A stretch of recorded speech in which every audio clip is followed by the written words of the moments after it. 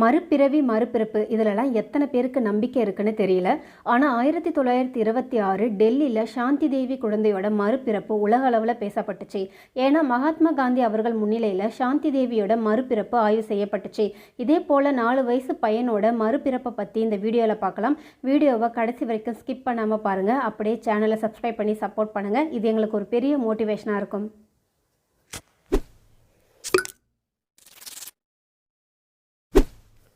உத்தரப்பிரதேசம் மைன்புரி ஜாகிர் ரத்தன்பூரை சேர்ந்தவர் மனோஜ் மிஸ்ரா.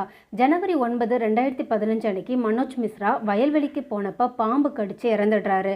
அப்போ அவருடைய பொண்ணு ப்ரெக்னெண்ட்டாக இருந்திருக்காங்க.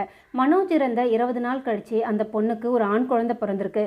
அந்த குழந்தைக்கு ஆரியன் பேர் வைக்கிறாங்க.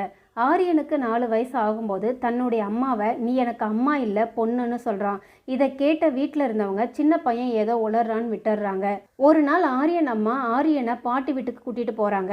ஆரியன் அம்மா பாட்டி காலில் விழுந்து ஆசீர்வாதம் வாங்கன்னு சொல்ல ஆரியன் பாட்டி காலில் விழ தயங்குறான். இருந்தாலும் காலில் விழுந்து ஆசீர்வாதம் வாங்கிட்டு அவங்க பாட்டியை பார்த்து நீ எனக்கு பாட்டி இல்லை மனைவினும் நான் உனக்கு பேரன் இல்லை கணவனும் சொல்கிறான். அப்பையும் எல்லாரும் சின்ன பையன் ஏதோ உளறான்னு விட்டுடுறாங்க. மறுபடியும் ஆரியன் தன்னுடைய 2 மாமன்களான அதாவது அவன் அம்மா கூட பிறந்தவங்க அனுஜ் அஜயை பார்த்து நீங்கள் எனக்கு மாமன்கள் இல்லை என்னுடைய பசங்க, நான் உங்களுக்கு அப்பான்னு சொல்ல அப்போதான் எல்லாருக்கும் என்ன இவன் இப்படியே பேசிட்டு இருக்கான், இவனுக்கு என்ன ஆச்சுன்னு யோசிக்கிறாங்க.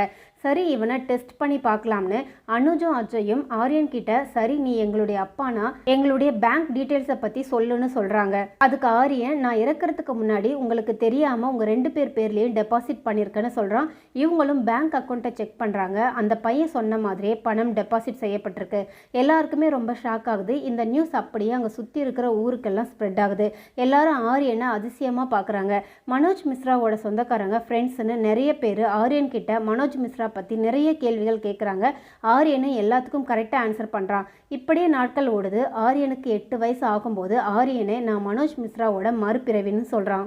1957 அமெரிக்காவில் இருக்க வெர்ஜினியா யூனிவர்சிட்டியில் மனநலத்துறை தலைவராக இருந்த ஸ்டீவன்சன் இந்த மறுபிறவியை பற்றி ஆராய்ச்சி பண்ணியிருக்காரு. முற்பிறவியை பற்றி பேசுகிற 3000 பேரை உலகம் முழுவதும் தேடி கண்டுபிடிக்கிறாரு.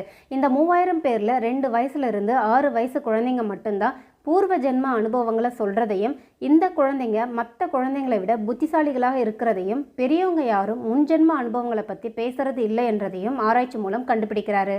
இதில் 90% முற்பிறவில ஆணாக பிறந்தவங்க மறுபிறவில ஆணாகவும் முற்பிறவில பெண்ணாக பிறந்தவங்க மறுபிறவில பெண்ணாகவும் பிறக்கிறாங்கன்றதையும் ஆராய்ச்சி முடிவில் சொல்லியிருக்காரு.